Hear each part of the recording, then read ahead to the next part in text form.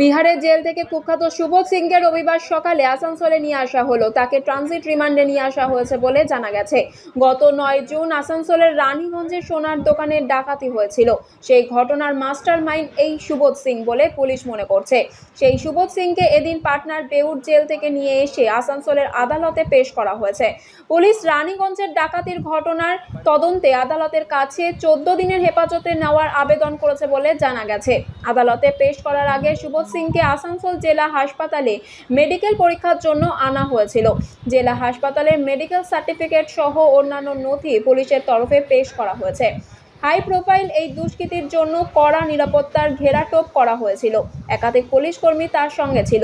প্রসঙ্গত, রানীগঞ্জের ডাকাতির ঘটনায় ইতিমধ্যেই 5 জনকে গ্রেপ্তার করা হয়েছে। তার মধ্যে 4 জনই বিহারের।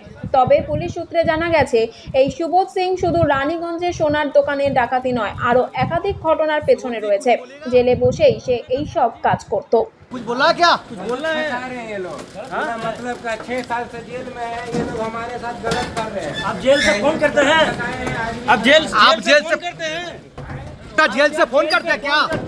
इनको कोई काम नहीं है, इसलिए हमको आप फोन करते हैं क्या जेल से? क्राइम बिल्कुल कंट्रोल नहीं हो रहा है और उसका ठिकाना हम पर फोड़ रहे हैं ये लोग। जेल में फोन कहाँ से मिलता है? जेल से फोन कहाँ मिलता है? जेल में कंट्रोल नहीं हो रहा है बंगाल में और उसका ठिकाना अपना निकम्मापन हम पर डाल रहे हैं।